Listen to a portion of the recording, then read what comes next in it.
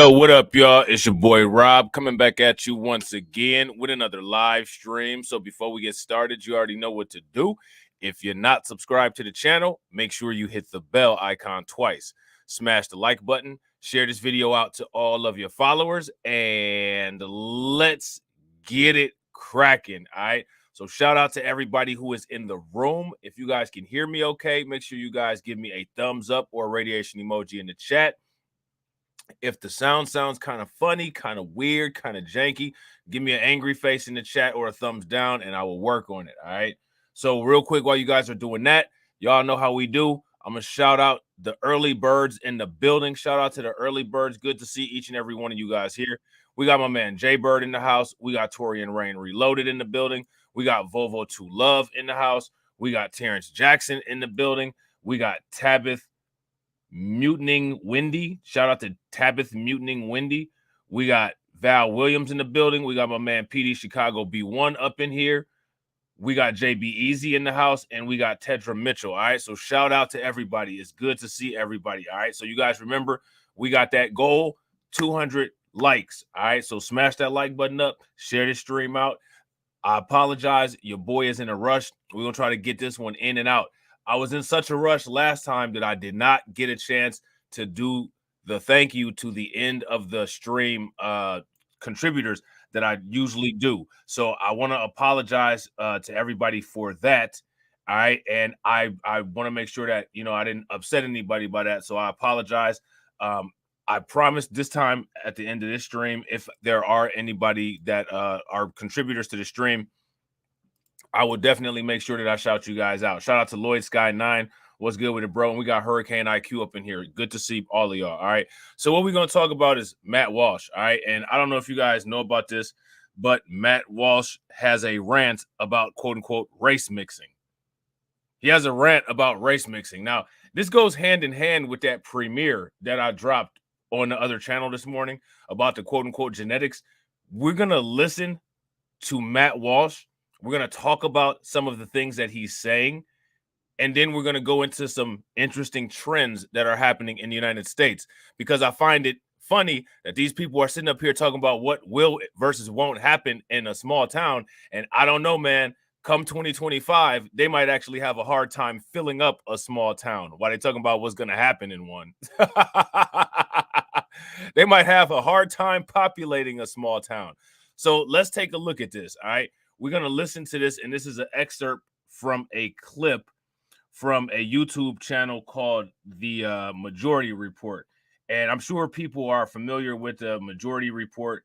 If you're not familiar with the Majority Report, it's like some low budget Young Turks type stuff.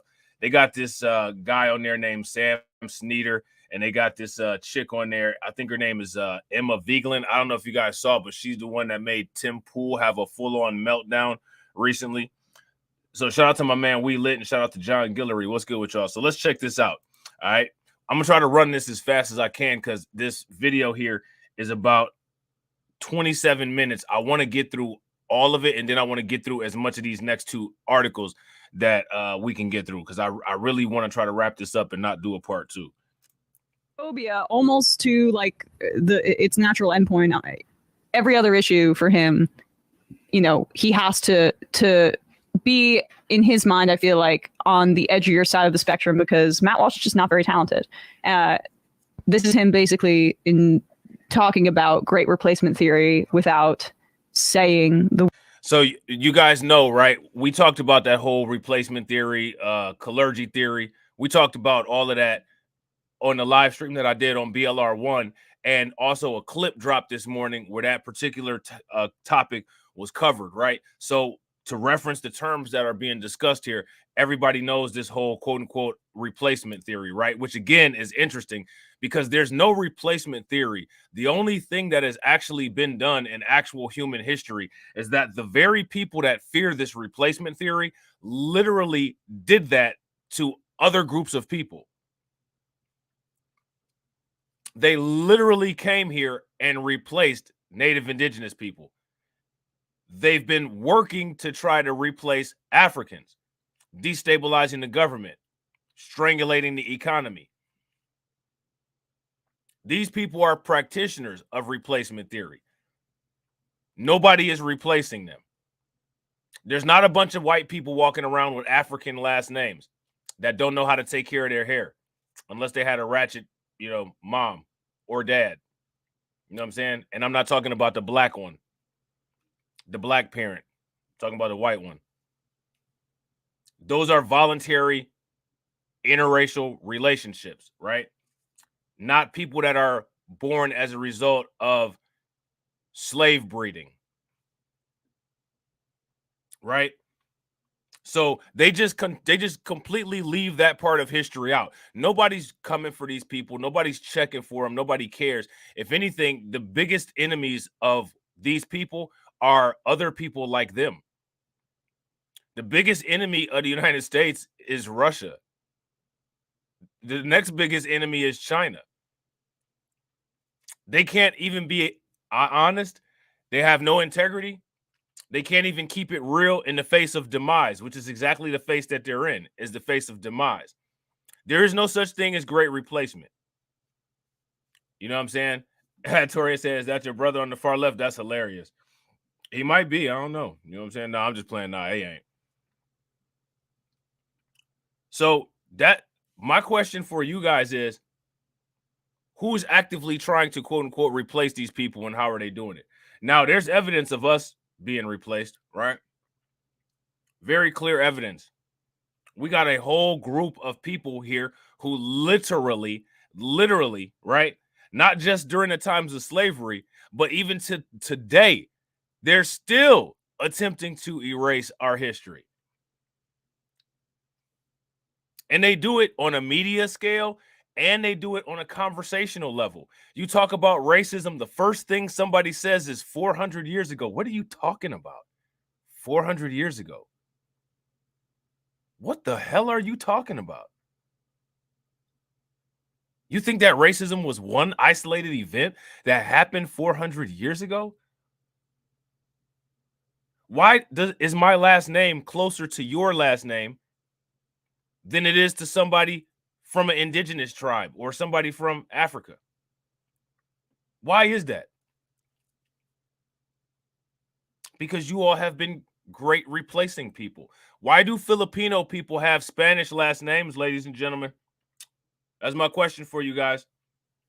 Oh, well, you want to make this a black and white thing. Okay, let's not make it a black and white thing.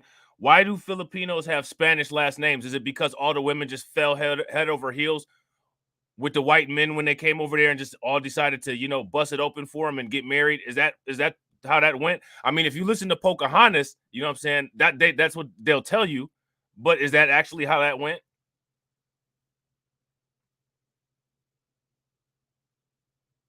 What about the indigenous people in Canada who, you know, every time they happen to stick a shovel in the ground, they're burying they're uncovering some child that was buried by these people?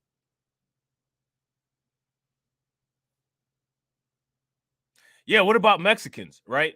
Because a lot of Mexicans, you know, they might have some European ancestry, but many of them are descendants of Aztecs and Mayans, right? So how'd they get the last names? Same thing. Pocahontas scenario. White men showed up. All the women just started busting it open. I don't think so.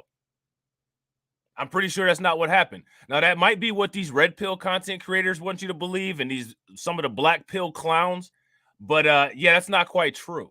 If that was the case, there wouldn't have been a need for slave breeding quarters. So who's guilty of replacement? Let's start there. Who has been the perpetrator of replacement? That's my question for you guys. Let me know in the comment section. What group of people, what countries did they come from? What groups have done that? That's my question. The dubs. Facts. Shout out to Hurricane IQ. Shout out to Mr. Aiden. What's good with it, bro? If you guys agree with Hurricane IQ, give me a thumbs up. If you guys disagree, give me a thumbs down. Matter of fact, they did cultural genocides all over the place. Europeans, and even on a broader spectrum, right? On a broader spectrum, other groups of Caucasians, like Arabs, during the Crusades. Other groups of Caucasians, not just European ones. The Turks, you know what I'm saying? All those groups of people.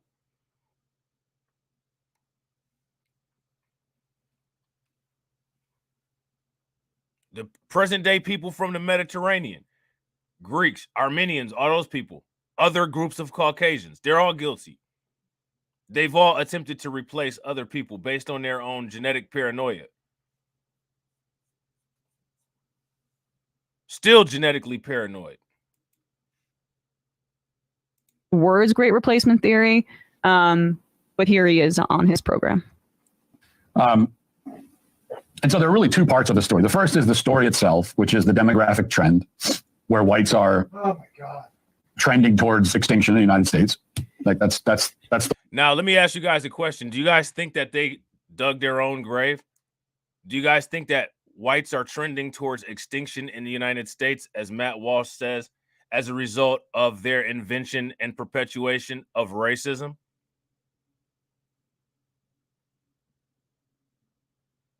Because let me ask you this.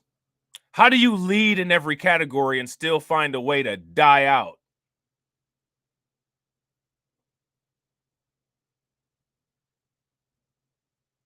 That's my question. Let's talk about that. How do you find a way to lead in every category, even if it's artificially boosted, and you still find a way to die out? You still find a way for the wick of your existence to dim into eternity. How does that happen? How do you lead and have all of the resources in the world and you find yourself on a one-way trip to oblivion? How does that work? How does one do that? How does one manage that? Let me ask you guys a question. Who looks worse? People that have very few resources and commit lots of crimes, or people who have everything and can't stay alive? That's my question.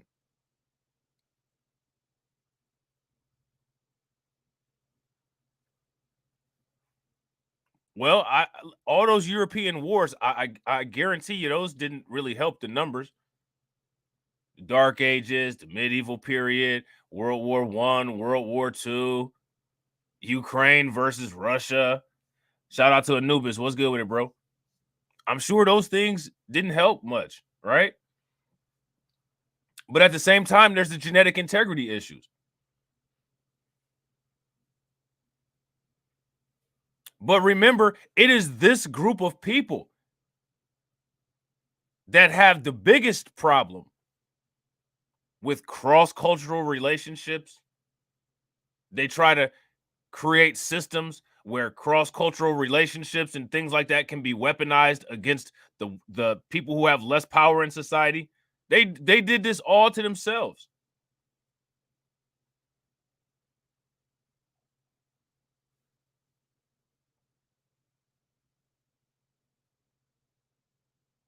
They did this all to themselves. So now let's ask those questions. Why is it that these people are trending towards quote unquote extinction, as Matt Walsh says, in the United States? People like Matt Walsh have encouraged black people to coat hanger their babies, and we're not trending towards extinction, despite the fact that there's this interesting new paranoia. But I don't know, that a lot of things that I observe seem to be kind of like fleas that jump off of white supremacy and land onto us. So you see a lot of adopted talking points at times. Our population actually went up. We were allegedly 13% of the population. Now we're 14%. The simple fact that white supremacy exists, white supremacy has to have a group of people to exploit. And we're the only one that fit the cookie cutter of the ones that would make the prime Goldilocks zone for exploitation as of right now.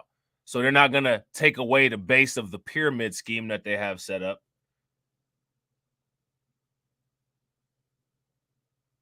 In a Ponzi scheme, you have to have the base.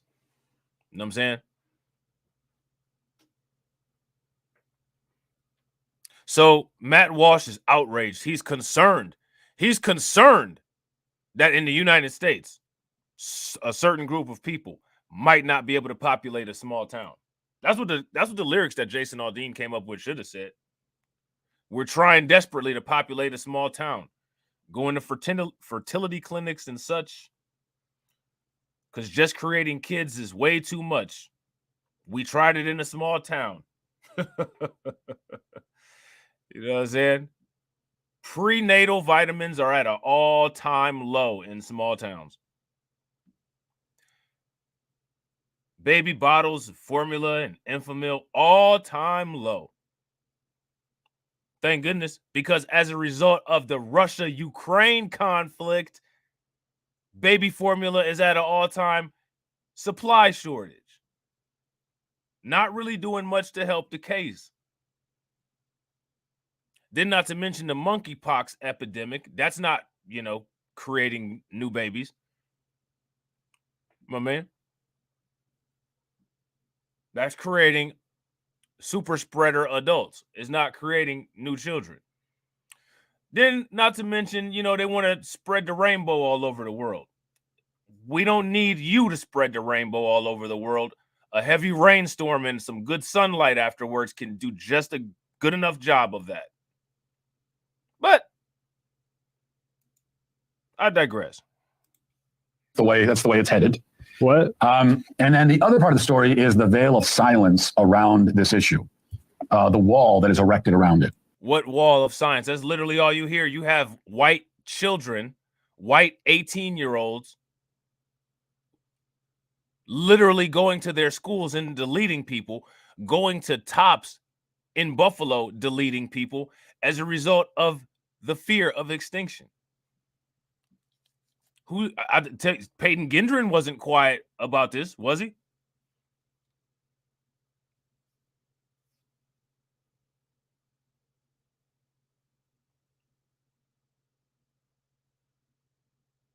Shout out to Tarek. What's good with it, bro?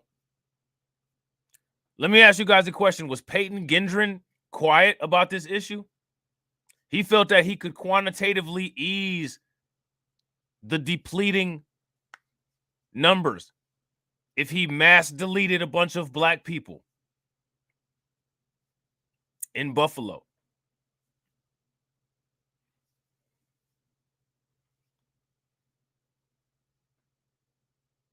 Here's my question. Why would anybody say anything about it? White people have said for the longest time that black lives don't matter at all.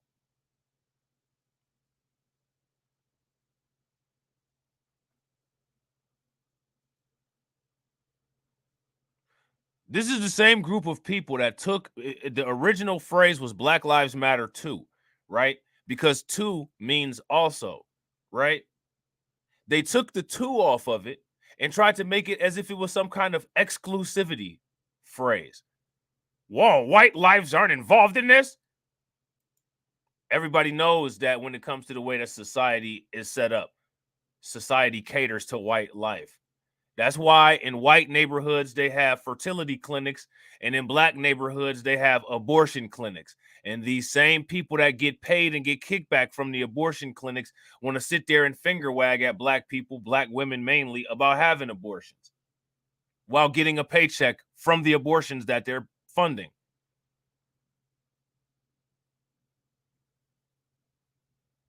Well, you tried to coat hanger all of our babies, erase our history, indoctrinate us with Christianity, and none of that helped.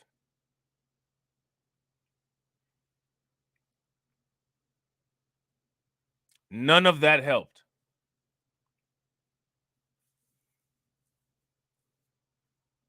The numbers are still decreasing. I know you're going to say, well, you just read a story about it, so it's not a silence. Yeah, they can report on it. So you report and you celebrate diversity, and then you just move on. We don't talk about it. We don't think much about it, and that's it. Let me ask you guys a question. Who celebrates diversity? And let me ask you guys another question. Who were the original diversity people?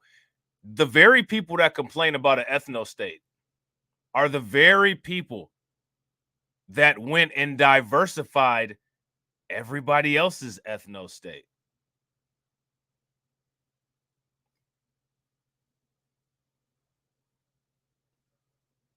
They call it being a pilgrim. They call it being a settler. Now they're trying to integrate outer space. We're going to quote unquote settle on Mars.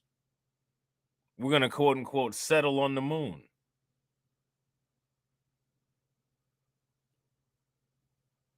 Very delusional, dangerous, grandiose, narcissistic liars.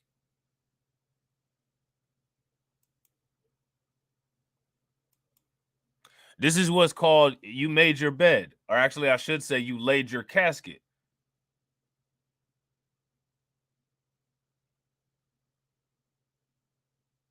And now what you're complaining about is a culmination of your life accomplishments.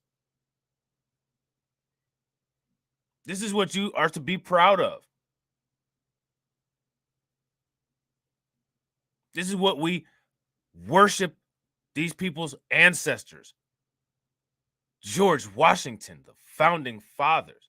Oh, founding fathers ain't producing enough kids fast enough. Got a negative birth rate.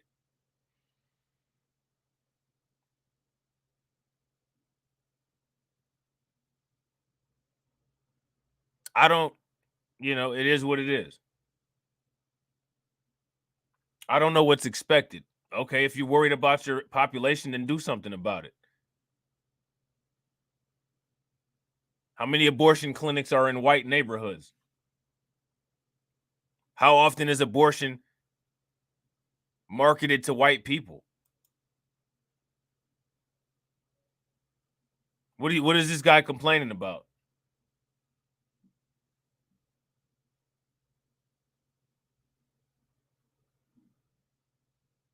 It's amazing to watch. You aren't allowed to talk much about it. You certainly can't be concerned about it. You're not allowed to express any concern. That's unthinkable. You're on YouTube. YouTube has a guideline policy, and you're expressing concern about it on YouTube with your guideline policy. So what are you talking about? You're not allowed to express concern about it. I don't know. Maybe if you, maybe if you didn't blatantly encourage Black people to delete their children, maybe if you didn't have a race massacre in every single state in the United States, maybe people could look at the situation different.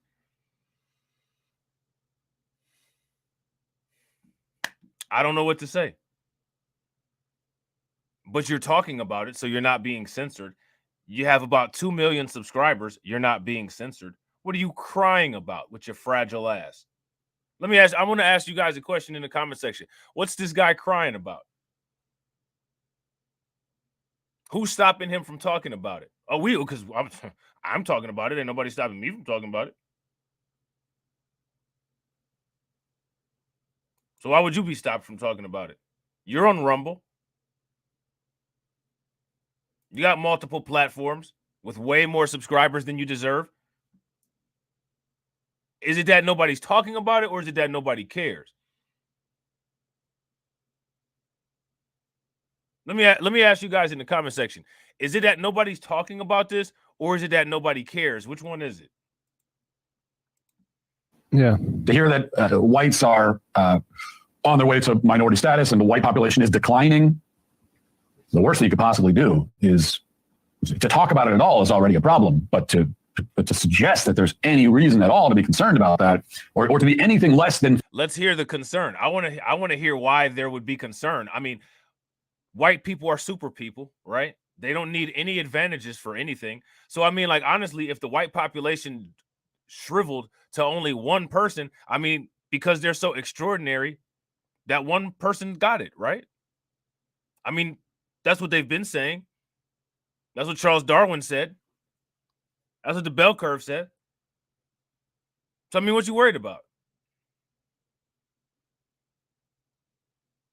What are you worried about? What are you worried about?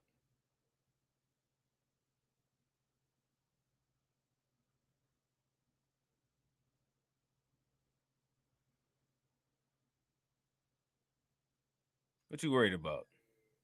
That someone might just wait until you're at a suboptimal level and then embrace villainy? Is that what you worried about? Well, shout out to your instincts for working, because you should be worried about that. You should be terrified about that. As a matter of fact, it will probably be in your best interest to act as much of a fool as you can possibly come up with in your pea brain. So yeah, you better start talking about this shit. Hey, you better start talking about this like your life depends on it. Oh yeah, I forgot. It does. Thrilled by that development is incredibly racist, we're told. Sorry, like this is not happening. Like of all I've. All right, so they kind of.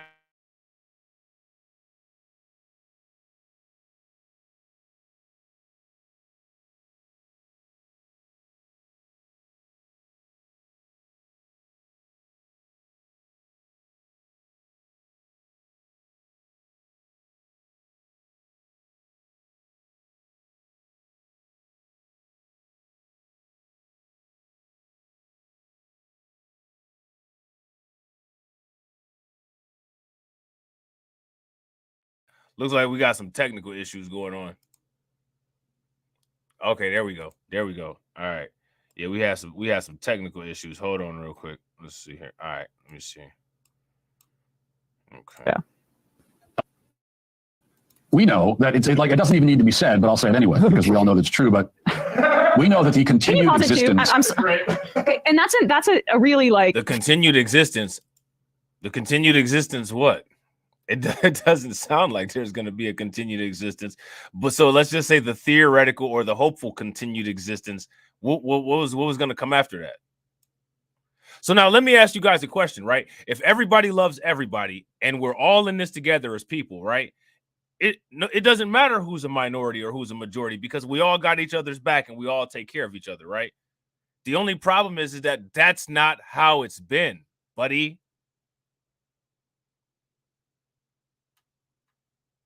That's not how it's been.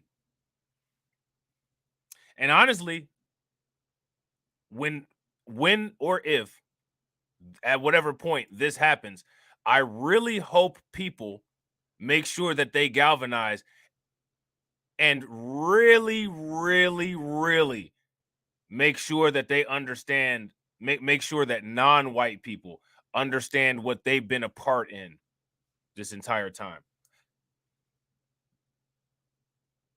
Because now all these people of color, their fearless leaders will be gone. Their gods, their idol that they worship will be gone. It'd be like a snake without the head. And honestly, if you ask me, they need to be taught.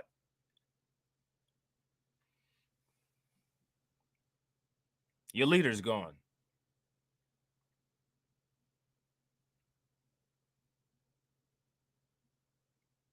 Now you got to experience how hard you made life for us for damn near 1,000 years. So good luck.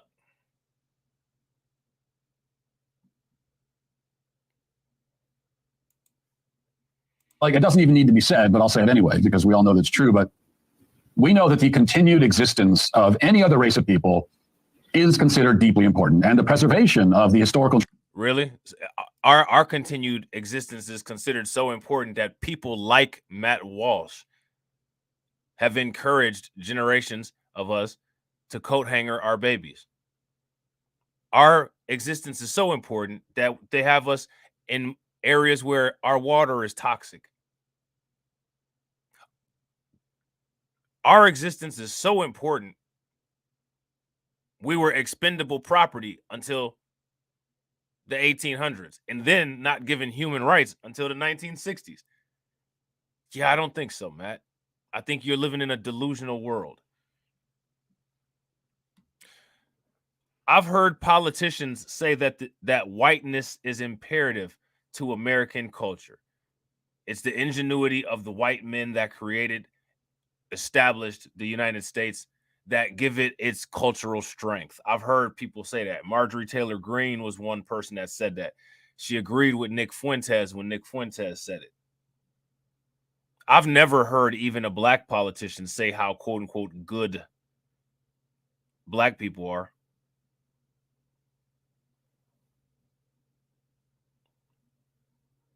How life worthy black people are. Hey, look. Shout out to TD Hip Hop Media. TD said, Rob hating. He want to go live when I go live. I need them 48 watching now. That's hilarious, man.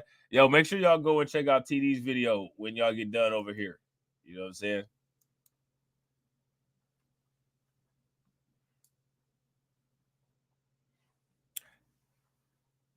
I don't know what to say, but all I do know what to say is that if things keep trending like the way that Matt Walsh is talking about here, they're going to have a hard time populating a small town. So that's something that they're going to want to try in a small town, is populating it and see how far that goes, if it goes anywhere at all. You know what I'm saying? But again, they created this vitriol. They created this environment. And so now it's getting served back hot. And I don't know what to say, except for what I'm saying right now. Traditional racial identity of any nation is considered deeply important. You know, What's not? Traditional racial identity of any nation is considered deeply important. That's interesting, right? Because it's not considered important here. This country was already diverse when the white criminals that stole this country got here. It was already diverse. The white criminals that came here and stole made it even more diverse against people's will.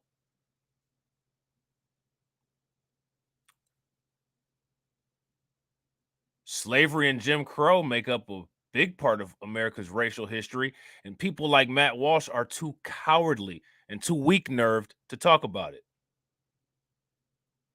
The racial makeup. Free white people and black slaves. That was the racial makeup. But you don't want to talk about black slaves. You talk about how beneficial slavery was for black people. Let's talk about how beneficial being a minority will be for white people. Shall we? There's minorities now that have a lot of power. You be all right, B.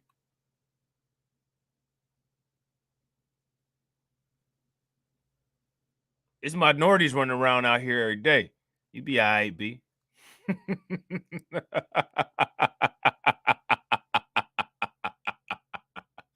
be all right. You know what I'm saying? You be all right. Candace Owens will protect you. That little color coalition that you got at PragerU, they'll protect you. Herschel Walker, you know what I'm saying? He'll stop people from getting in the end zone for you.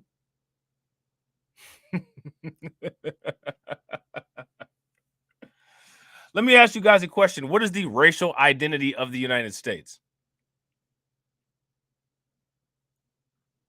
I need you guys' feedback. And real quick, ladies and gentlemen, I don't have the like screen up because I'm processing a video in the background. So if somebody can let me know what the likes are looking like in comparison to the live number, that'd be great. And whatever needs to be done, make sure y'all do it. Hit that like button, share it. so for example, if there was an influx of white immigration to a historically black country. Hey, Matt, the United States is a result of white immigration to a majority non-white country. Hey, Matt, the state of Africa is a result of white immigration to a majority black continent. Hey, Matt, all of the issues that China had having to get itself back together through communism, those are the results of European intervention in Asia. Duh. Filipinos with Spanish last names are the results of white people immigrating to non-white countries. Aborigines in New Zealand and Australia being dead are the results of white people going to non-white countries. Duh.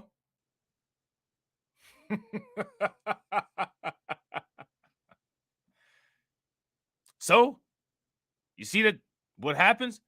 This is why they fear. This is why they're scared. Because they know what they did when they went to other places. And now they're letting people in as a result of their anti-black vitriol. And now they're seeing what they did to others be done to them. And they're not even getting the worst part. They're not even getting the worst part. You know, it's just kind of a peaceful, you know, homegoing type thing. Not dying a miserable death or anything like that. It's the people like us. It's the people like us that live. We got to deal with the misery. We got to deal with the changes. We got to maintain this planet after you leave. Which means that we have to deal with new challenges that arise, whatever those may be. Terrestrial, extraterrestrial, subterranean, whatever.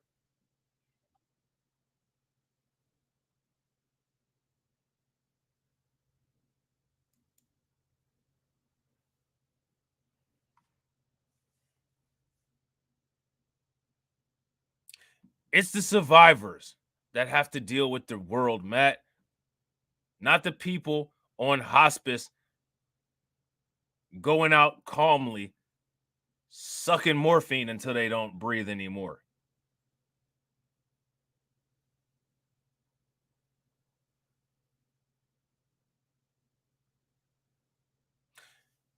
Everything that you just listed as a fear is literally what the end results of the country are that you're so proud of.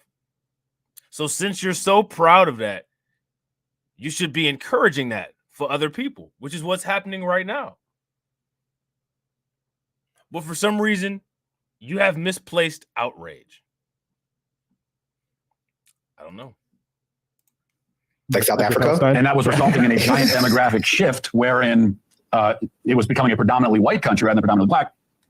This would be considered a major, major problem. Can you pause it? Yeah. I'm pretty sure the indigenous people here considered it a major, major problem. I'm pretty sure the people in South Africa, when white people came there and set up apartheid, considered it a major, major problem. You need to sleep at night and have 8 hours of nightmares every night. When you wake up, you'll be okay. Maybe.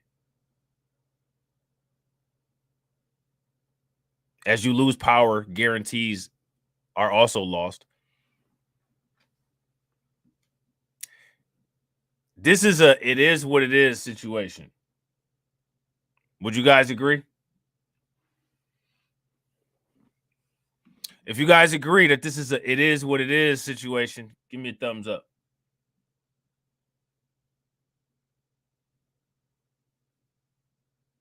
And the thing that's interesting about this is that whether they may feel this way or not, all white people ain't really boisterous about this.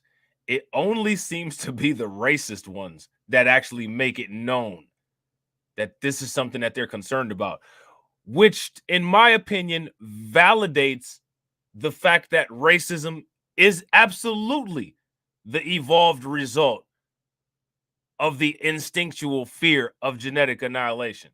Because, you know, the white people that, you know, ain't really on this kind of shit, this ain't shit that they sit around talking about.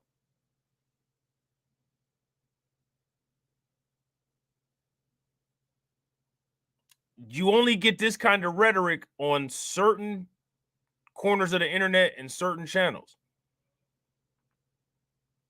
The very people who try to sit there and say that they're not racist. I'm not racist. Okay. I'll just let you talk and see what you say. Yeah, not only is the birth rate going down in Europe, but the sea level is going up around Europe. So it's just, there's just, you know, it's just a shame. Kind of like Chicago. It's just a shame what's going on over there. And then there's the whole monkeypox thing. Can't let anybody forget about that. Right. Okay. So Who's colonizing us? yes, Yeah. no one's. The problem for him is that there is no equivalent of colonialism with brown or black people. Like, except, I mean, Because we actually brought him here, whether it was from slave ships or putting our border further and further south and west. he's making a claim that he doesn't even know that he's making, which is So let me see. I want to hear, and I don't know what the hell Emma's babbling about. She's saying some shit that doesn't make sense. I might have to address that later. But let's go back. White country rather than predominantly black. This will be Let's listen. Let's listen to Matt Walsh. Here we go.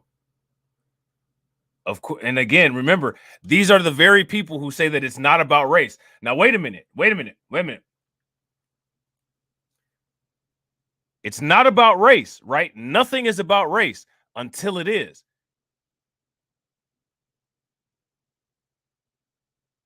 Let me ask you guys a question. Did Matt Walsh bring race into it?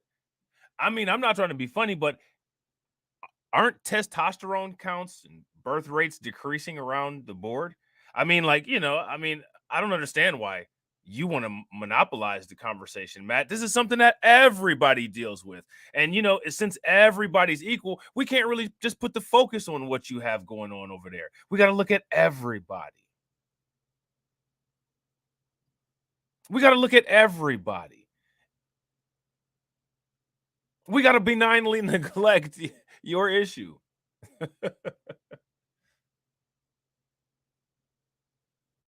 That's interesting how that works, isn't it?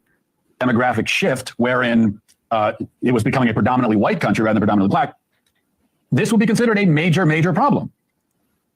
And this has literally happened all over the world where predominantly not white countries have artificially become predominantly white countries. And guess what? Because a certain group of people stole and had all of the resources, everybody just turned their heads. It wasn't a problem.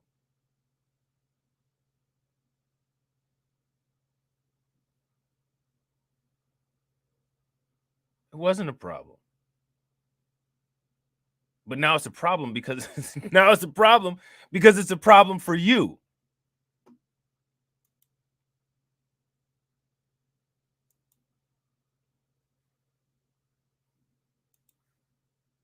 There's no doubt about it.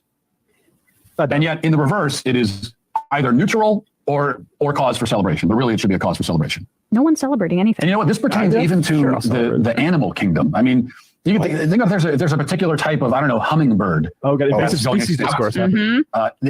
Even for that, we're supposed to panic. No, actually, that's the thought that certain animals, when they go extinct, are supposed to panic. That's something that white scientists and white lawmakers came up with. In most cases, when things die, they just die. And that's the end of it. That's called the end of the line, whether it's the end of the weight or whether it's the end of the bloodline, whatever line it is, that's called the end of the line, my dude. Let me tell you something. How often do any of y'all think about praying mantises? I don't think about a praying mantis until I see one. If they were extinct, I wouldn't know. They got federal protection, though. Praying mantis got more protection than a black person do. And that's a damn insect.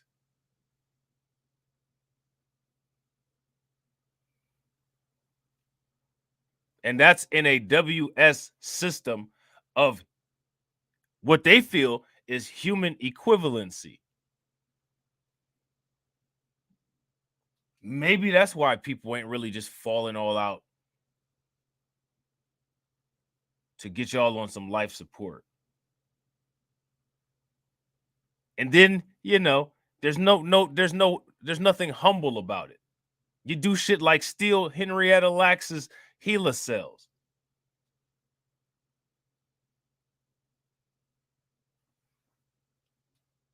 You do shit like adopt black children and parade them around like some type of trinkets.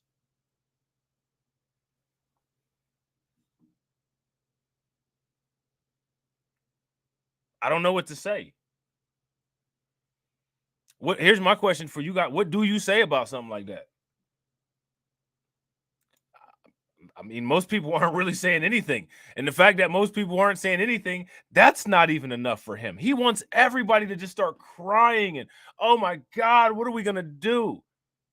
I know one thing we're not going to do, not going to be dealing with Jim Crow, not going to have slavery, not going to have anti-black racism from the main perpetuators and inventors of it.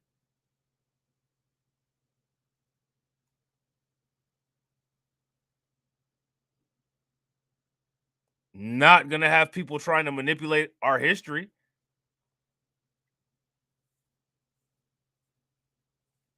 not going to have people try to sit there and tell you a million times that the 4th of July is Independence Day when your ancestors were still slaves. Those are some things that we won't be doing. Would you guys agree with that? Does that sound pretty accurate? If I were to say, hey, whatever, I mean, what does it matter? So we don't have that type of hummingbird. We got plenty of other hummingbirds. It doesn't matter what type of hummingbird it is. Yeah. The difference doesn't make. White people are platypus. So yeah, this type of hummingbird is there's more of that and there's less of this. Like, who cares? Okay. If I say that, I'm callous. But sorry, Matt Walsh definitely does not give a shit about any animal going to. If I'm not mistaken, Matt Walsh is one of those people that is actually against the protection of those endangered species. That's like some liberal stuff. So you already know he ain't with it. Yeah. The difference doesn't make. So yeah, this type of hummingbird is there's more of that and there's less of this. Like, who cares? Zero sum. If I say that, I'm callous. Because no, it's very important that we have all varieties of hummingbirds. Every variety is very, very important. So we have to keep them all around. Every animal in the animal kingdom, we have to keep them all around. It's extremely important. If any particular variety starts to dwindle, if any particular type of species of animal gets driven out of its territory. Race isn't a species either. That's another Very bad. Yeah. Another makes it look bad. Yeah, and that is actually a good point. Like, races are not species, but that's neither here nor there. Again, this is the manipulation of science, which again is one of the reasons why I feel that it's extremely important for us to maintain and have our own science and information data banks. This stuff, this pseudoscience, this nonsense that these people come with, it can't be trusted. I'll show you an example of why it can't be trusted. You will get two different explanations for the same story within a very short interval of time. This is an article from The Hill. This article here came out on 8/7 of 2023. And what it says is that America's white majority is aging out. What does that mean, aging out? I don't think they're aging out. How do you age out? Age out of what? What are you talking about? You mean dying out? Does that sound too scared, too scary, too harmful, too egregious? Oh, it's too horrifying. Oh, just vote for Trump. It'll all magically go away. Oh, then we're dying. People die every day, B. Generation Z will be the last generation of Americans with a white majority, according to census data.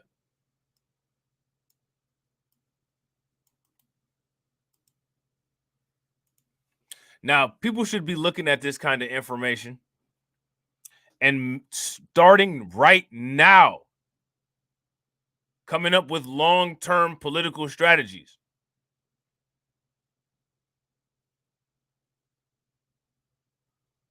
Political strategies should be being cultivated right now.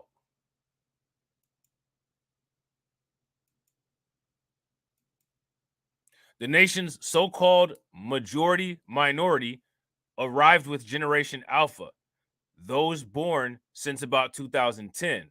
Barely 2 decades from now, around 2045, non-Hispanic white people will fall below half as a share of the overall U.S. population. 2045. Some people will still be alive in 2045. That's only 20 years from now. But what I want people to understand is that these people are looking at these projection numbers, scrambling, trying to figure out what to do, how to maintain the artificial power structure. And what I'm saying is that if people like us are sitting up here saying that we're actually all about this, if we're on it, we actually about this, we about this life, we about to get it on and popping, people need to be, you know what I'm saying, coming up with some type of plan. And honestly, if you've heard, you know, a lot of the content that's out there, the racial wealth gap is supposed to be going down to 0 in 2053. There's not a lot of people talking about long-term planning out this stretch of time. And what I'm curious about is why. To me, again, like I said, you know, there's people that talk, right? Okay, well, if you're talking that talk, you need to do strategy. Stuff is not going to magically come together. When there's a power vacuum, that's when power is supposed to be seized. If we got to go through 2 generations of YouTube videos as a means of addressing issues that we have, at what point do we start questioning other things? Shout out to my man Tricky Nick. What's good with it, bro? Real quick, ladies and gentlemen, if you guys haven't smashed that like button, please take a moment, smash that like button. Also, if you guys have not hit that bell, make sure you guys hit the bell. And also, if you guys have not shared the stream to your social media, please take a moment, share the stream to your social media. All right. So now here says those conclusions and the numbers behind them seem simple, though. Yet some scholars contend that the numbers are wrong, or at least misleading, and that the looming ascent of the majority-minority America is a myth. America's white majority and its numbered days is a lightning rod topic, given the nation's history of slavery and enduring patterns of discrimination against black people. Here it says minorities and immigrants, but we all know that they recruited these minorities and immigrants to assist them for this very reason. They didn't discriminate against minorities and immigrants at all. And minorities and immigrants don't really complain about it unless it's black people that they're having issues with. You'll sit up there and get beat up, bullied, and deleted at a 70% rate by white people and only complain about the time when a black person pushes you down. You guys don't know anybody that would do anything like that, do you?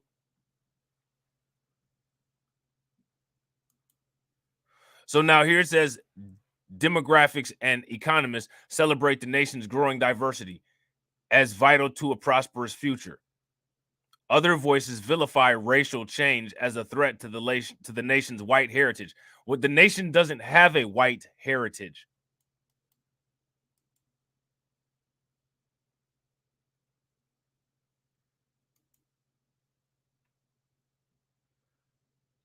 And remember, the nation's white heritage is those very people that talk about the nation's white heritage that say, well, it's not about race, but it is about white heritage, huh? I mean, if it's not about race, then, I mean, people will have no problem going in peace. It's not like the whole human race is going anywhere.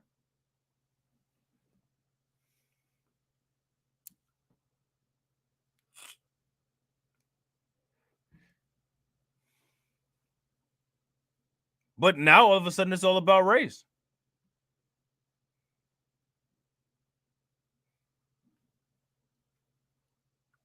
Now, all of a sudden, it's all about race. Why the urgency? Race is the most complicated variable in the census, and it's the one that draws people like moth to flames, said Dowell Myers, a professor of policy, planning, and demographics at the University of Southern Carolina. Generational data from the 2020 census shows the upward march of racial diversity by age group. Non-Hispanic white people make up 77% of the population. So again, look at this. So the population has not changed. Non-Hispanic white people make up 77% of the population over age 75. 67% of the age 55 through 64.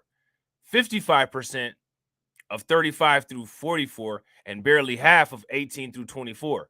America's children are the only 47% non-Hispanic white, according to an analysis released this week by William Frey, a senior fellow at the Brookings Institution. All right, so my question is, would you guys like us to look at this Brookings Institution study at some point? Because we can. If that's something that you guys want me to do, because I don't know, I might end up having to do a part 2. If I end up having to do a part 2, do you guys want me to put the Brookings Institute report in the part 2? If you guys do, give me a thumbs up. If you don't, give me a thumbs down.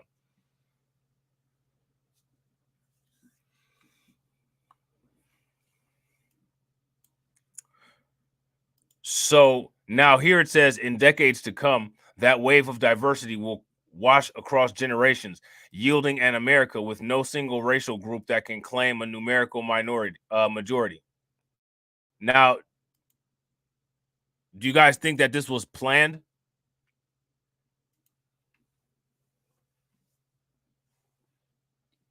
And here's the question. If it was planned, who was it planned by?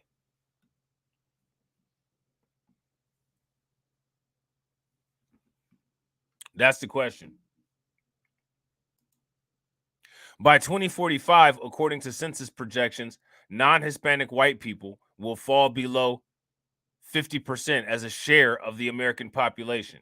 By 2050, non-Hispanic white people will represent less than 40% of the under 18 population. Demographics warn, however, that those milestones vastly oversimplify the story of diversifying America. For a start, millions of Americans no longer embrace a single racial identity. How many? It's hard to tell. So now here's the question. This is something that we need to pay attention to, right? This whole not embracing a single racial identity, that's something that people could try to weaponize against us as far as reparations claims.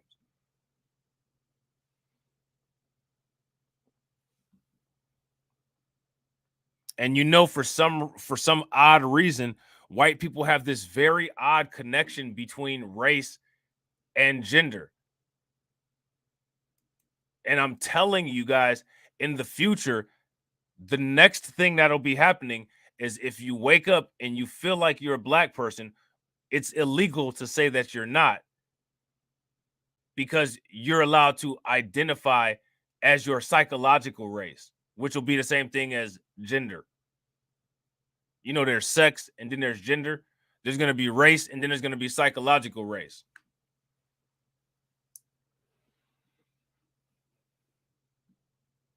Shout out to Infantry Skills. Infantry Skills says, why doesn't that study talk about the FBA population? Because abortion has reduced our population and we will not be a factor in the future here in America. Well, I disagree. For one, I believe that as long as you have strategy, you'll always be a factor. I think that if we're looking to do business with the United States government and have the same kind of relationship with the government as other groups of people have, then that's not going to work. But if you say that you're not going to be a factor, you're trapping yourself into a preconceived notion. And when people do that, this is where you got to pay attention to people that people listen to and ask yourself the question, why are these pro-blacks sounding more white supremacist than white supremacists? You know what I'm saying? We'll always be a factor. We just saw black people kick ass in one of the most racist cities in the nation. If Umar Johnson came out with a video talking about there's no need to celebrate the Alabama riverfront brawl, I mean, I guess that's his way to look at it. You know what I'm saying? But my question is, do you really want to go around saying that you're not a factor? You say it enough, you start to believe yourself. And if you believe yourself, then what's the point of anything? That just means hang your head. Everybody can exit the chat left front because we lost. We're not a factor. We're done. It's over. It's a wrap. Let me ask you guys a question. What happened if anybody that was down by 10 points with 10 seconds on the shot clock thought that they weren't a factor? What would happen?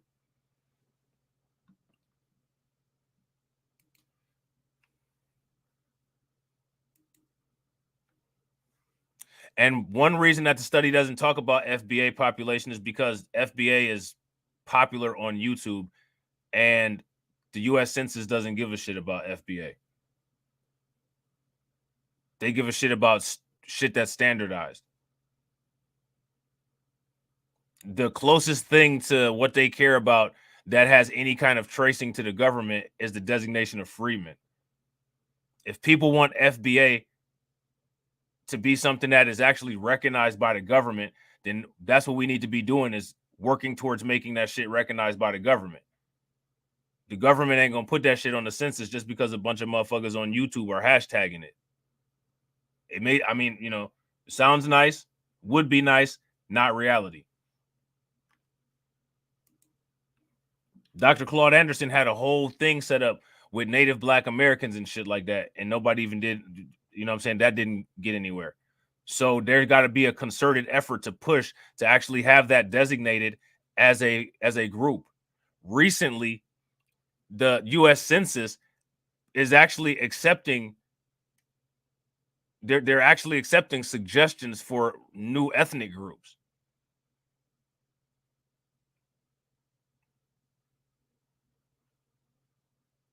Now, here's my question, right?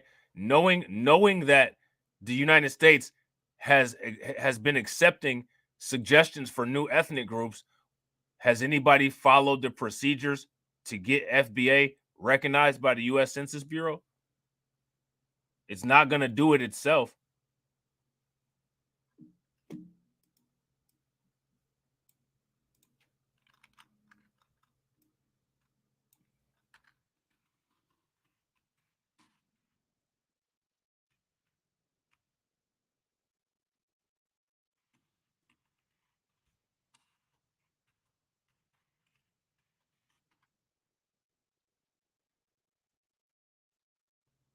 That's my question.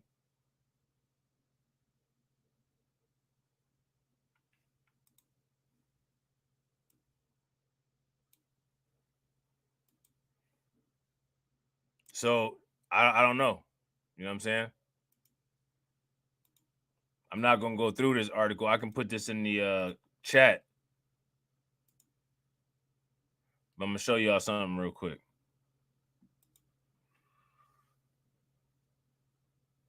There's new Latino and Middle Eastern or North African checkboxes proposed for U.S. forms. Now, if you check this out right here, they've been accepting new terminologies.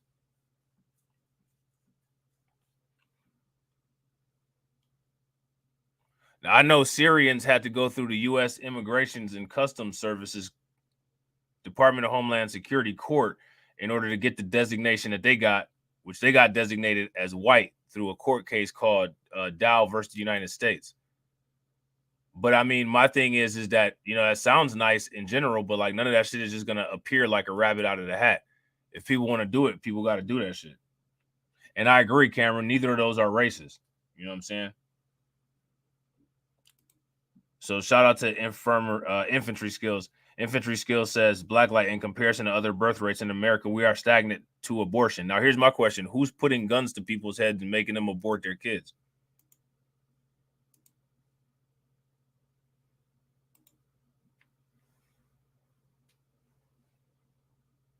That's my question. Politically, the Dems are shifting towards Hispanics because they see the birth rate numbers. Right. They see people who aren't killing their babies versus people that are killing their babies. Which, again, it shouldn't matter what the hell the Dems are doing because we should just have enough power within ourselves as a group to be able to force the hand. You know what I'm saying? I'm not trying to get no handout. I'm trying to bend the hand backwards to the wrist is about to break. You know what I'm saying? See, there's like a lot of different wings and like a lot of different people and a lot of different methods. There's some people that there's like some sectors and some groups of people that kind of just, you know, they want to aggressively benefit from the status quo, right? And when I say aggressively benefit from the status quo, that means people talk that rah shit, but in reality, they just want a handshake deal and to be left alone.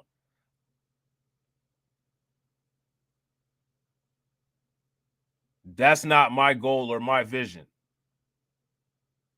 My goal and my vision is world domination. And in order to dominate the world, you got to always stand on your beliefs. You got to be the best at everything at all times. You got to always hold it down. And you always got to make sure that you are always putting 100% effort into whatever it is that you're ready to do. And you're willing to go all the way with no half measures for whatever it is that you want to do. Anything that we have to do contingent on any group of white politicians cooperating with us, if you ask me, is destined to fail. So I never even take anything that they have to offer into consideration when I talk about what I'm talking about.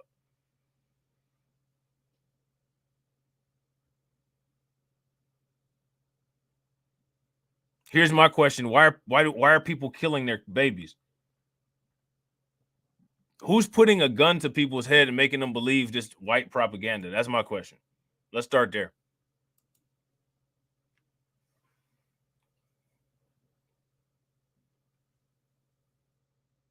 What if I came up to you and was like, I keep failing my classes because I'm not studying.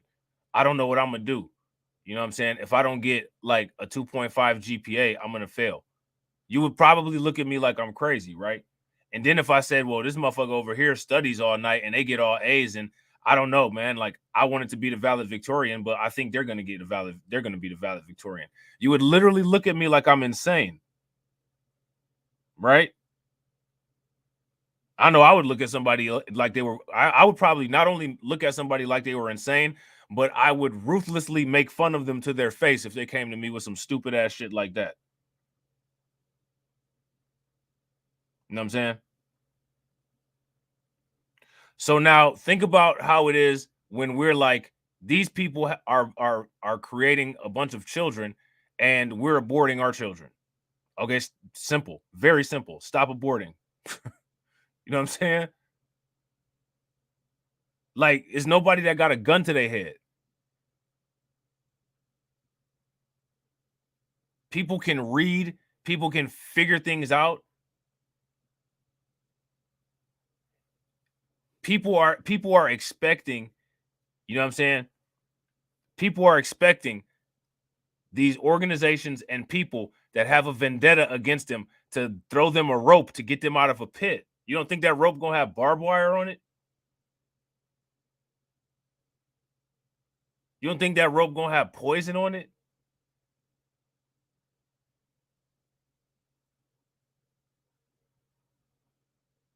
Seriously, I'm curious. I want to know what y'all think.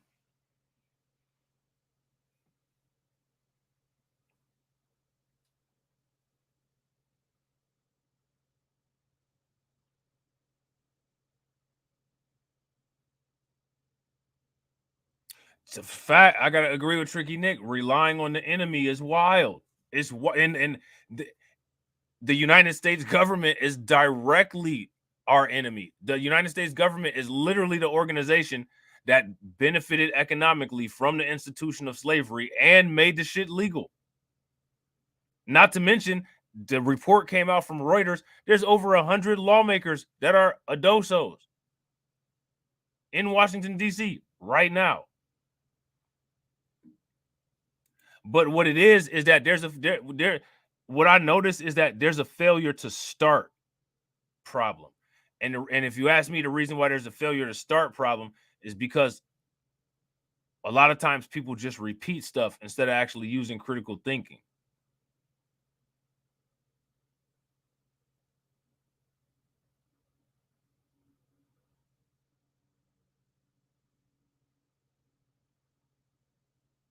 Shout out to my man DJ Elmo. And honestly, I think that people don't want to critically think because they're either scared or they are actually, they do a value judgment at the last moment and say, you know what, I'm good over here. Good luck though, y'all, but I'm good over here. And people need to be honest about that shit with themselves. Everybody ain't a soldier, man. Everybody ain't built for this kind of shit. Everybody want to sound like they are, but they not. And another thing is people want to follow the people that they want to follow. People got emotional attachments to their thought leaders. Sometimes your thought leader ain't going to be who going to save you. Sometimes somebody that you can't stand is going to be the only person that can save you. And it is what it is. You just got to deal with that card that you was dealt at that moment. But people think they got a choice.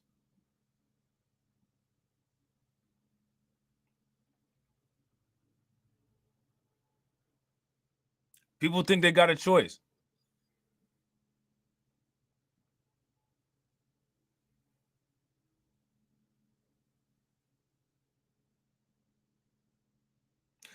anytime I start talking about planning, you know what happens? Most times, it may be in the chat, it may be about like 10 of us have a plan, or 10 of us suggest a plan. Immediately when we start talking about planning, a bunch of people say, well, we can't do that. Then what are we, if we can't do that, what are we doing any of this shit for? What's the point of any of this kind of content? I could go make some content where I go get a big ass van full of balloons and fill up a skyscraper and jump down the elevator shaft and get 1 million views on that shit. Like, I don't have to do this shit. So my question is, do people really believe that they're defeated, down and out? Or do people actually believe that there is a chance where things can change? That's the question. That's the real question. Because my question is, how do you go from a video talking about how the people that have been your nemesis since the inception of the country are literally naturally falling out like dead insects, and it turns into we can't do it? I mean, if we can't do it and motherfuckers are just dwindling, dying, come on, man. Really?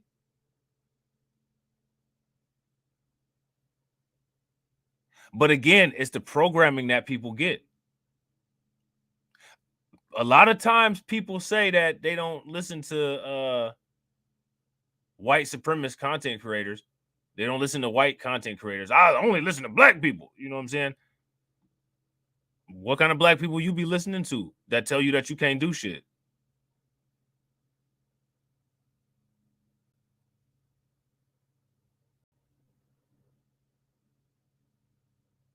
That's my question.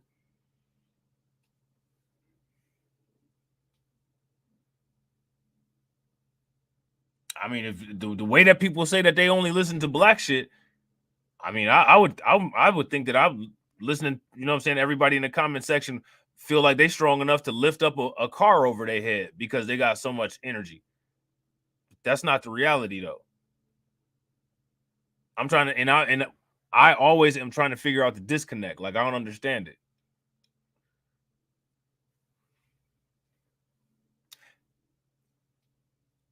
How do you go from the start of a stream to, you know, where it's like, yo, these people are, you know, dwindling in numbers without our intervention?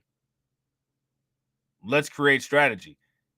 How does that degrade into how we are not capable of shit?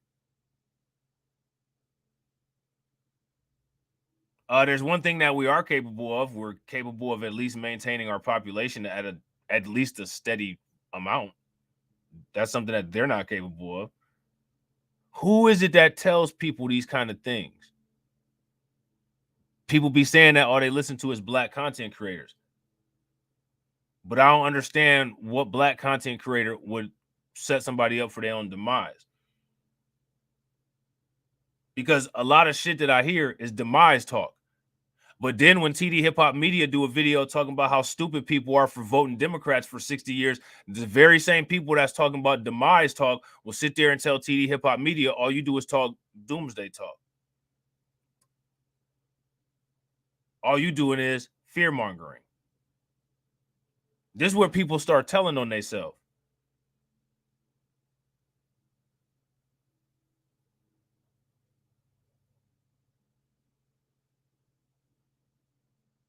How many of y'all ever been in a situation? How many of y'all ever been in a situation where you was about to do something risky?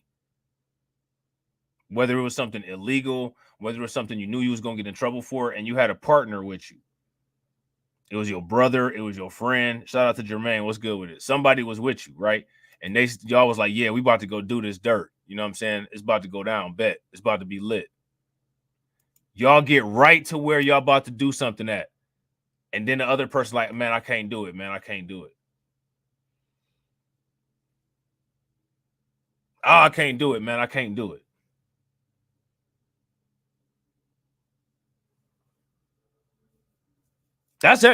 That's a lot of people, man. We'd be right on the gate of getting reparations, and a whole bunch of people, oh, I can't do it. I can't do it. If you one of them people that say you can't do it, then don't do it. Then don't do it.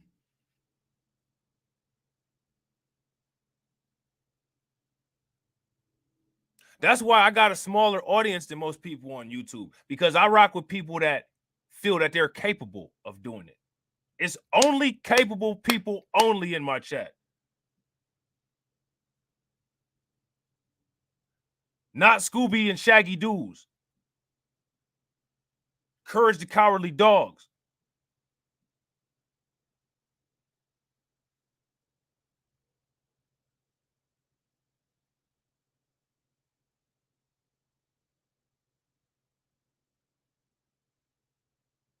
How do you start out on a stream where you sitting there talking about how people are just dropping like flies, and then it degrades to, we can't do this?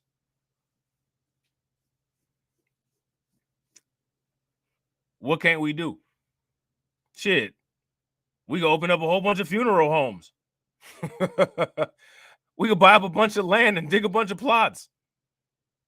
You can do all type of shit.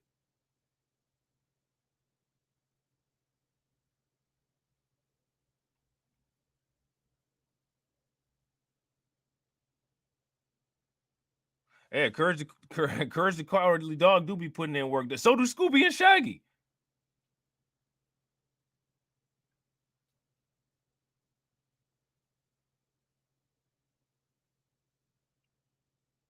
So do Scooby and Shaggy, real talk. Fred be off involved in a threesome with Velma and what's the old girl named Daphne somewhere. And then they come running like they was doing something. Scooby and Shaggy, them already accidentally taking care of business. You know what I'm saying? Fred come back tugging his pants. You know what I'm saying? Velma's adjusting her bra.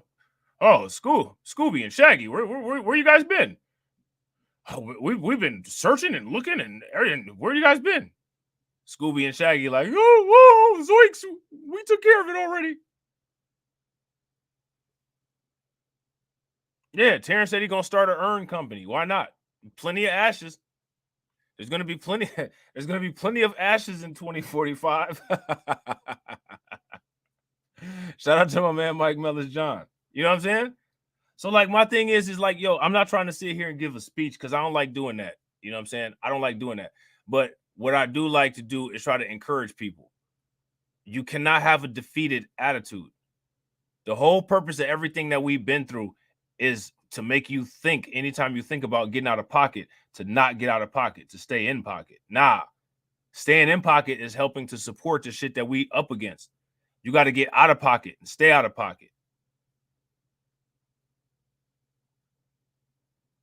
And what I'm saying is that if whatever it is programming that you're listening to is in an aggressive way trying to program you to stay in pocket, that's some delicious poison.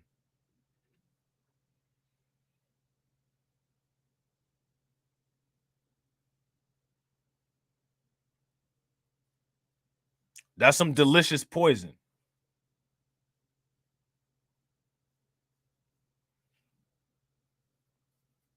You know what I'm saying?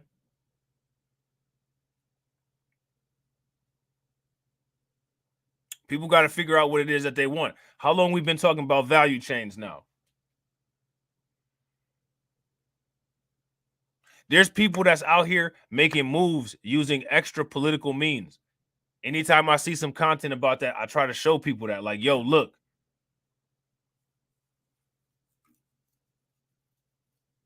TD here by Media. Shout out to my man Cyberdean with the $9.99 super chat. Good evening and B1. What's good with it, bro? B1. TDC, I got a plan. No, we can do it. Y'all some pinky in the brain ass. Look, you got to have a plan, bro. You got to have a plan. I'm telling you, people are able to do things through using the value chains. You know what I'm saying? And that's one of the reasons why we got to build some. We got to build up these value chains. Y'all heard about, were there when I read that article about the Ukrainians coming over to North Dakota?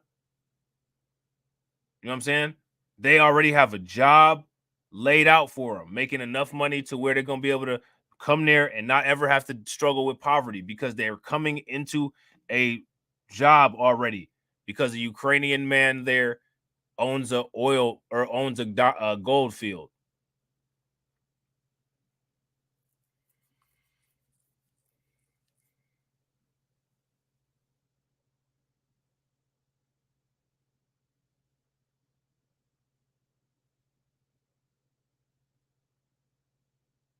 I see people get turned into millionaires every day. You know, somebody put into my comment section, I said that was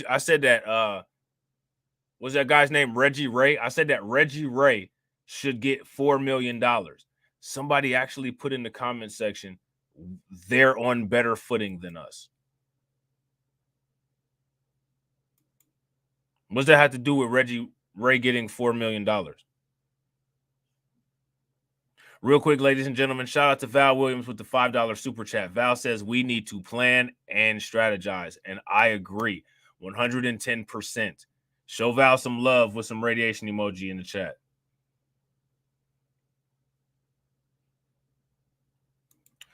Now, shout out to Infantry Skills. Infantry Skills says those Ukrainians are being sponsored by the U.S. government. There's no way you can be here for a week, have a car, employment, and disposable income, keeping you out of poverty plus housing. Did you read that article from Politico where they talked about the Beacon oil field in North Dakota?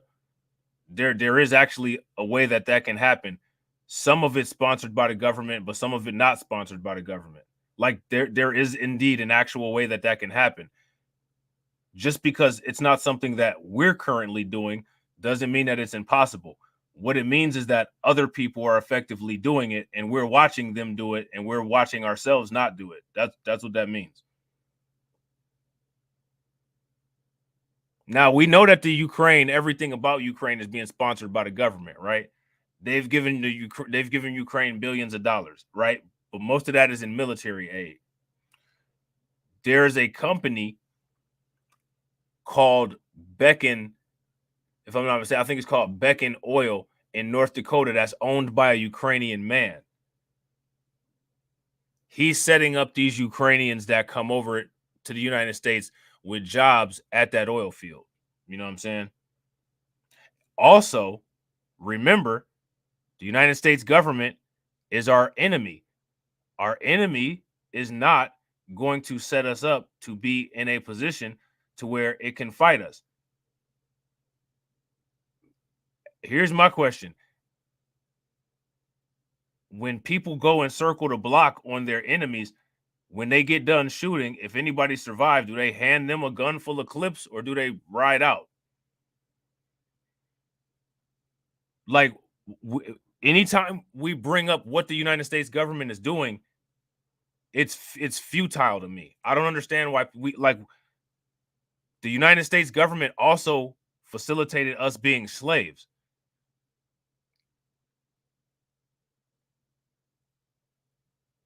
You know what I'm saying?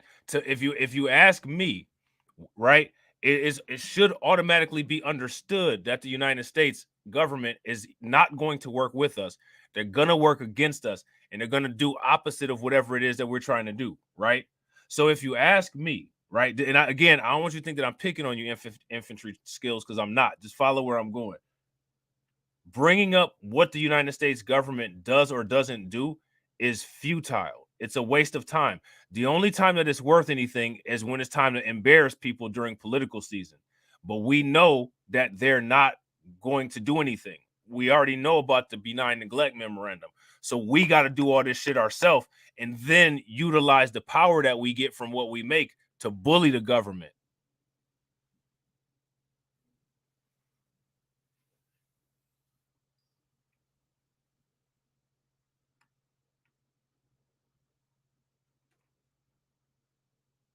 So now this is my thing though, bro. Like, this is what I'm saying.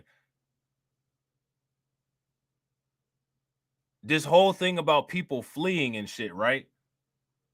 Here's my question. Like, we know that, right?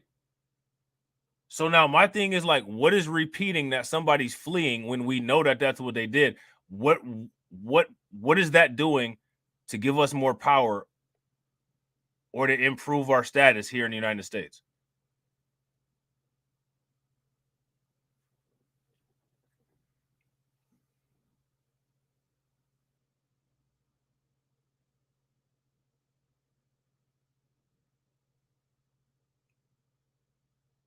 Like if fleeing is the new, like, I don't know, like if that's the thing that everybody is concerned about now, all you gotta do is just go to USCIS, the United States Customs and Services immigration site, and look up all of the amnesty programs.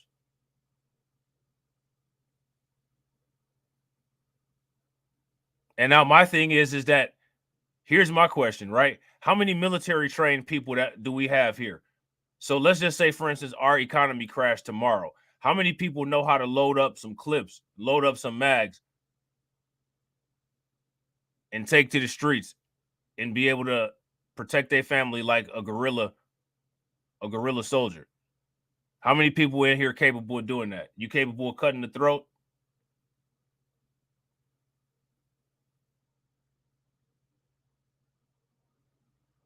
Who capable of doing that? You capable of being able to listen to a bomb go off right in your ear and have that shit ringing for the next week and still be able to concentrate to keep your family safe? How many people are? Shout out to everybody that is. But my question, but do you all feel that the majority of the United States is, though?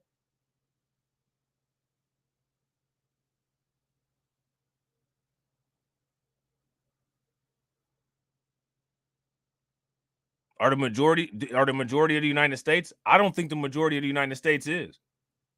Honestly, when it comes to the people that are, I think that there's a lot of white supremacists who are.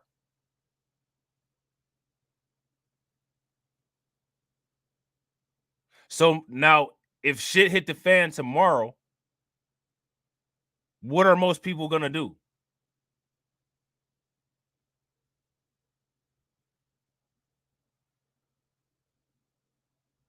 Here go my question. This country has a divorce rate of what, 51%? Y'all think that them single moms gonna sit there and fight like guerrilla soldiers, or they gonna run? Now remember, that makes up 51% of the country. Divorces and single moms. They not fighting shit. Maybe some of them that have military training might, but that's few and far between. Yeah, they're gonna run, they're gonna flee. So here go my question: like, most people are going to flee in war. Like you know what I'm saying? Like, my bad that like everybody ain't Rambo and shit. You know what I'm saying?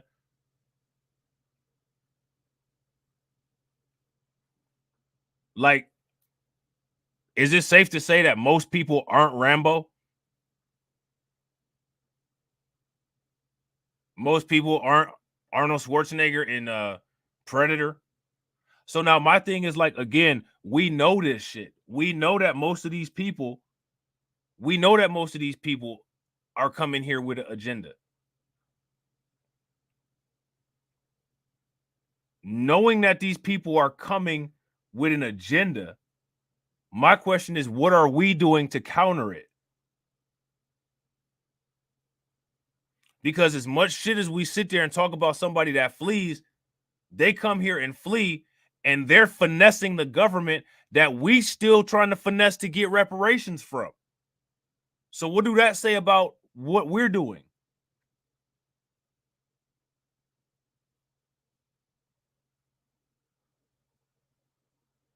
I'm not trying to sit up here and be roasting people and shit like that all day. You know what I'm saying?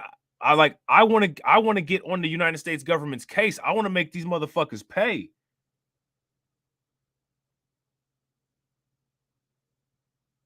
I want to see people get reparations. I want us to have some power. I want us to have a presence in stock markets, in mutual funds, in the global finance.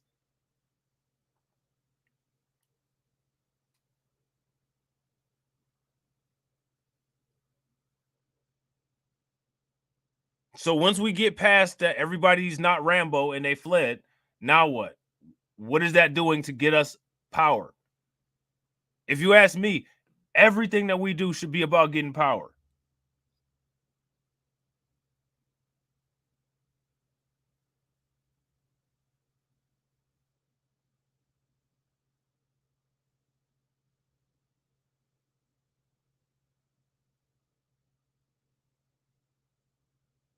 And I agree, Tricky Nick. It's not over, right? And I feel that we can change the tide, but I think that there's got to be a lot of things that we do different.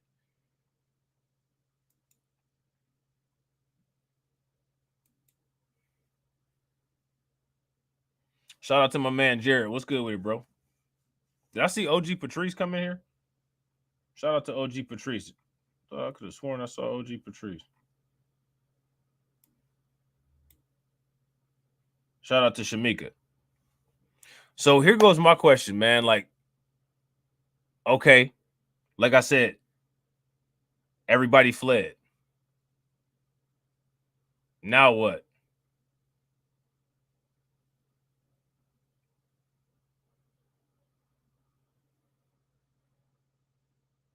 This person got a job.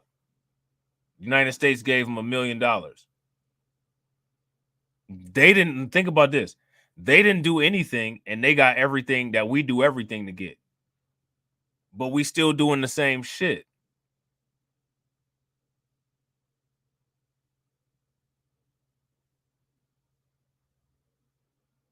So should somebody that is taking advantage of shit stop taking advantage of it? Or do we need to come to the reality of what the situation actually is and deal with the reality of what the situation actually is? We need to take over completely. Because us taking over completely is the only way we guarantee we getting fed.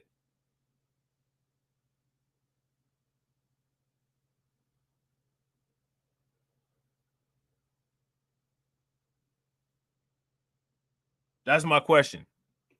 Let me know what you guys think.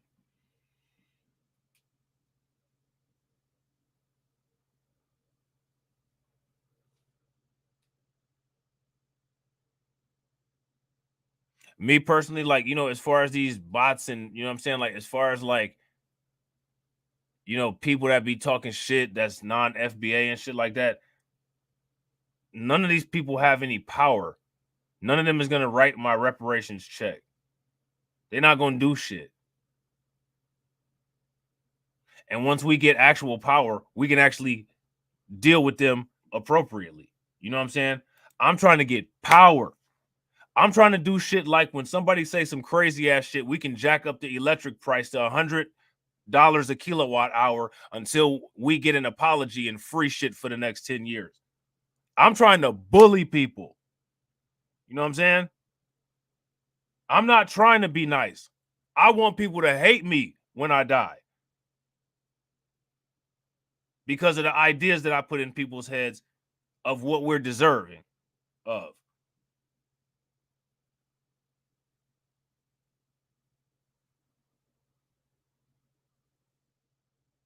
And when you're on that kind of time, when you're on that kind of frequency, you don't have time for that silly ass shit. You just take a note of it. Okay. All right. I see you over there. Bet. Well, when I get shit the way that I want shit, you're going to have a real hard time getting into the country. Not only are you going to have a real hard time getting into the country, we're going to make it so that if you come in with a family, only one of y'all could come at a time. And it's a year processing time for each member. Yeah, we're going to do you like that. Because I see how you moving. Remember that shit you said? That's that kind of shit I'm on. I don't need no immediate get back. But see, that's part of being a Scorpio. Maybe it's because I'm a Scorpio.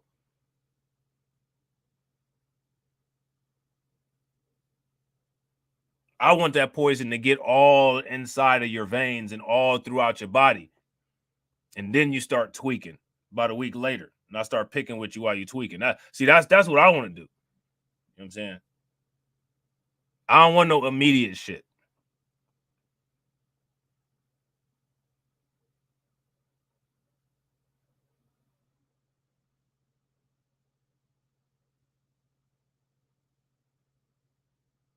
You guys know that the world is running out of water? Man, if people was coordinated the right way, I would tell people to buy up as many freshwater reservoirs as they could. Buy up as many water treatment plants as you can.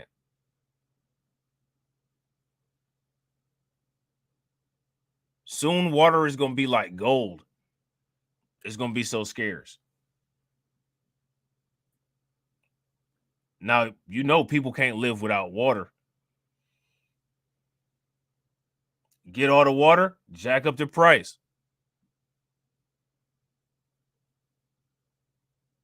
Oh, you don't have any heart. I sure don't. Because nobody had any heart when we were asking for basic stuff. Now you expect me to have a heart. I'm going to do exactly what you said. You guys remember? It's ironic that Matt Walsh is crying about the white population going down. Because you guys remember that video that I showed you guys where Matt Walsh said that colonization is a good thing? Remember that shit you said, Matt? Because of that shit you said, I don't see a need to feel sorry for you. Because you said that colonization was a good thing. So when y'all get weak and get colonized, I don't know, bruh. I mean, I guess the only thing that I would expect from you is for you to give them their blessing and keep it moving. That's what being dishonest, unethical, arrogant, and having no integrity will get you. And that's exactly what it should get them. You can't feel sorry for somebody, or you can't feel sorry for people that get what they're supposed to get. If you stick your hand on the stove, you're supposed to get burned. If you come back and there's icicles on your hand, go take a drug test. Reality's supposed to work like reality. We can most times predict the causes and effects of future present events. I put my hand on some hot shit. In the immediate future, I'm going to get burned.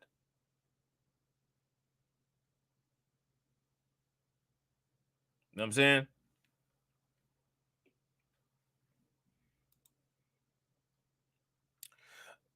So now here it says, for a start, millions of Americans no longer embrace a single racial ethnicity. How many? It's hard to tell. So now here's my question. If you're not a mixed race person, right? And when I say if you're not a mixed race person, that means like if you have one parent, if you have both parents that are the same race, how do you identify as a mixed race person? How does that work? How do you just change? How do you just choose like one day I'm gonna start identifying as a multiracial person? How does that work? And the thing is who's allowed to do that?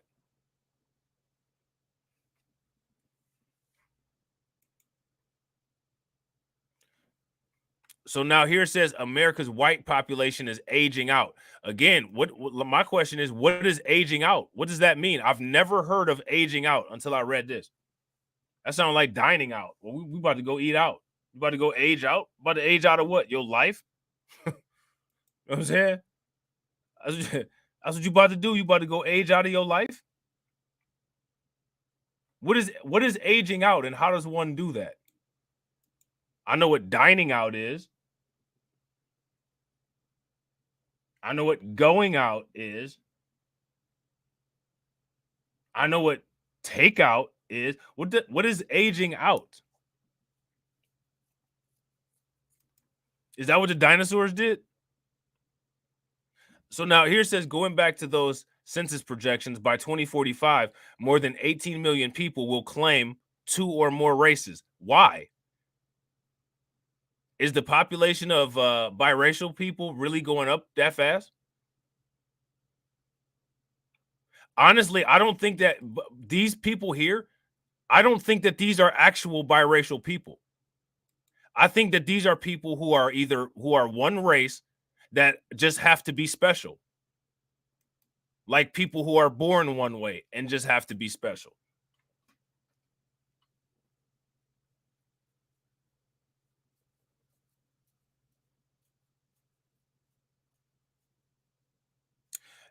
I'm not trying to be funny, man, but in my daily travels and dealing with people, I've come across more people who don't look mixed, who emphasize that they're allegedly somehow mixed, more so than actual mixed people. But again, this is anecdotal evidence. This is just people that I've come in contact with in my daily life. But I've seen more people that are not visibly, easily identifiable as mixed, that literally will tell you that they're mixed with everything. And then when you're dealing with an actual biracial person, they never really even say anything. Then, you know what I'm saying? Like, you know, they mom will pull up and their mom is white, or their mom will pull up and their mom is really light skinned, or their mom is really Latino or something like that. You know what I'm saying? Shout out to my man AB Promotions. My man AB Promotions just donated to the chair of the board. Shout out to AB. Make sure you guys throw some radiation emoji in the chat and show him some love.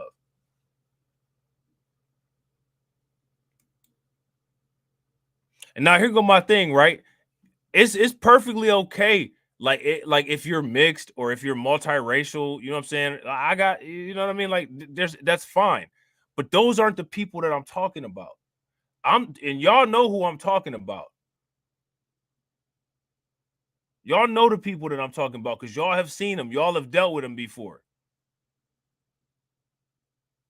I'm not talking about actual, legitimate, authentic, biracial, or multicultural people. That's not who I'm talking about.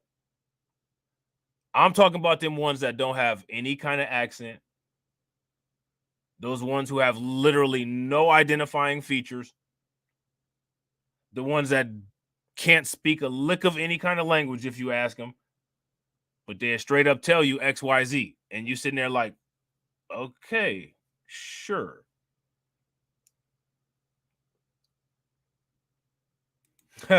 I wonder if that behavior that they too mature for is racism. Shout out to Lois. What's good with it?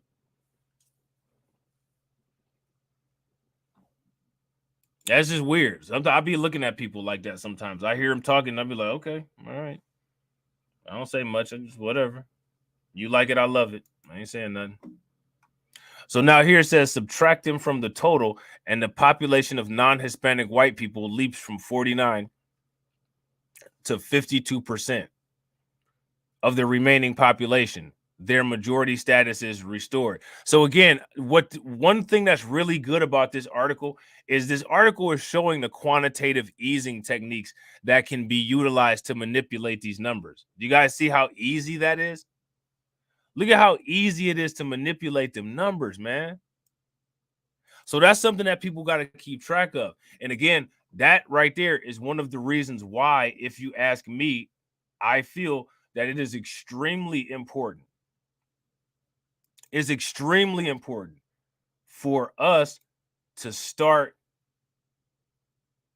calculating and protecting our own information, our own research studies, generating our own bodies of knowledge. I'm trying to tell you guys, a lot of this stuff that these people come with, it may sound good, it may sound technical, it's fundamentally flawed in most cases. It's not accurate for the most part at all. You will look at it and you will ask yourself, why did I fall for this? Why did I believe any of this nonsense? Mental conditioning. Don't beat yourself up too bad. Everybody's a victim of it. Just learn, you know what I'm saying, and try not to fall a victim of it again.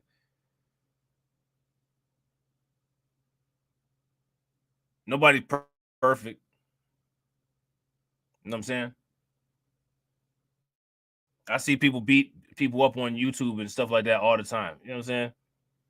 What's that going to do? How'd that help anything? We need to be beating up WS. Look at what happened in Alabama when they was actually beating up WS. That's what we need to be doing, beating up WS. You know what I'm saying? So I'm kind of disappointed, man, because I really wanted to get into this stuff. You know what I'm saying? But I'm less than halfway through this article, and I'm already running late because I gotta get out of here. So I'm not gonna be able to go live tomorrow. Tomorrow Thursday. Yeah, I'm not gonna be able to go live tomorrow. I might. Wait, tomorrow is Thursday, right? I might be able to go live about this on Friday. You guys want me to? You guys want me to do a part 2 of this on Friday? If y'all want me to do a part 2 and complete the stuff that I have for this stream, if y'all want me to do that on Friday, give me a thumbs up. If y'all don't, y'all got the hint, and we don't need to talk about this anymore, then give me a thumbs down. I kind of want to. I have some more stuff that I wanted to expand on that was part of all this. So let me know what y'all want. All right, real quick, ladies and gentlemen, don't move a muscle. Make sure that you guys stay in the stream. It'll take you to the next scheduled content. Stay in there, hit the bell, smash the like button, share that video out. I'm about to holler at the stream sponsors real quick. Shout out to the 3 stream sponsors. Cyberdean 100 with the $9.99 super chat. Make sure y'all throw some radiation emoji in the chat for Cyberdean. Appreciate it, bro. We got $5 from Val Williams. Shout out to Val. Definitely appreciate it. And I agree with the comment 100%. We need to plan and we need strategies. And shout out to my homie AB Promotions with the $1.99 super chat. My man said, just donated to the chairman of the board. That is what's up, man. We got to get that brother $4 million. You know what I'm saying? So with that being said, ladies and gentlemen, I appreciate each and every single one of y'all for being here.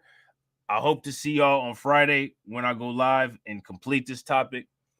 I got some premieres popping off. I'll cut this one up and put it up. You know how I've been doing. Hopefully y'all like it.